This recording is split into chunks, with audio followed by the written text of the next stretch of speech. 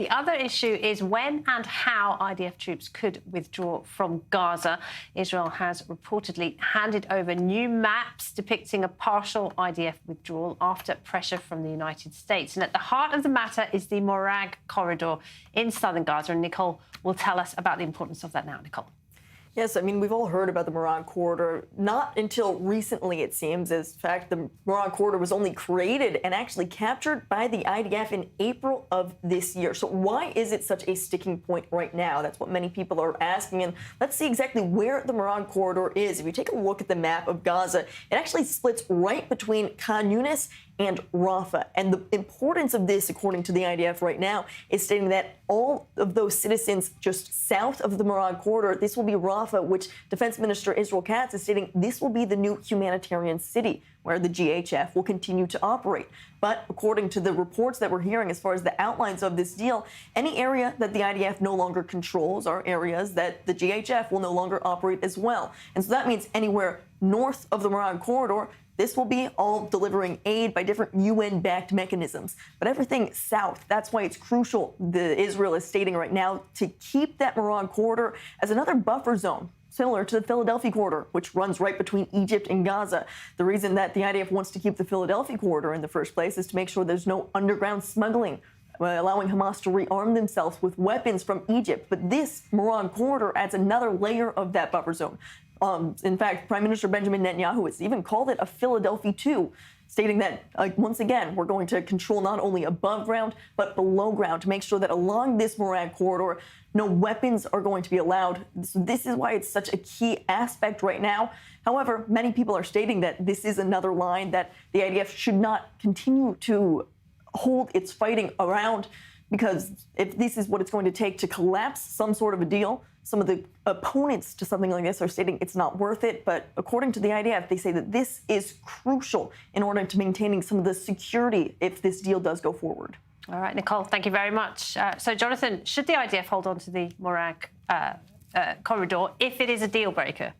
Yeah, I think Nicole explained the importance very well. And I would only add that we're talking about shaping the future of the Gaza Strip and really either availing Israel to kind of detach between or to distinguish between Hamas and the civilian population. The way that Israel can do that is by actually creating or dissecting the Gaza Strip into two. The southern part, west or south of the Morag Corridor that we can see on the map, would be controlled by Israel, and humanitarian aid would be provided there, not through the hands of Hamas and the UN, but through the GHF and controlled by Israel. And the northern part would be an area that Hamas would probably still control, where they will still be fighting.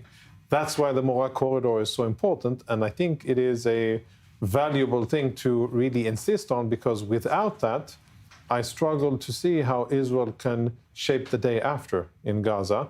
And probably Israel will have to go in and take it again after 60 days of fighting. Another point worth making is, of course, Hamas is absolutely adamant that there will be a presidential guarantee that Israel won't go back to fighting after 60 days.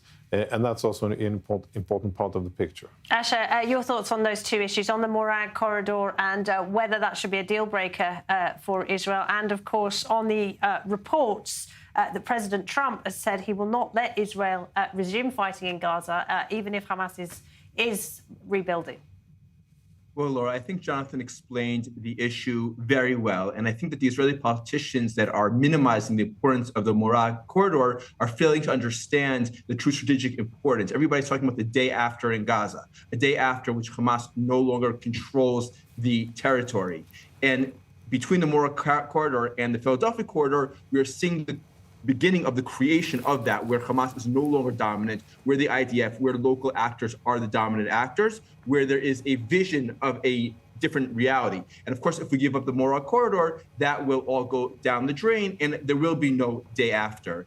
And to go to, you interviewed Reverend Johnny Moore, who's a real hero. And on our Mideast Horizons podcast, he talked about his experience in helping formulate the Abraham Accords, his recent meeting with the president of Syria to see how we could potentially move forward with peace with Syria. And now when he's bringing millions of meals for the first time to Gazans without them reaching Hamas, he's facing this outrageous campaign from Hamas on the one hand, the UN, Amnesty, other international NGOs on the other end that are trying to undermine his efforts to prevent Hamas from continuing to control the Strip. I think that's what's critical in the conversation between Israel and the United States, between President Trump and Prime Minister Netanyahu.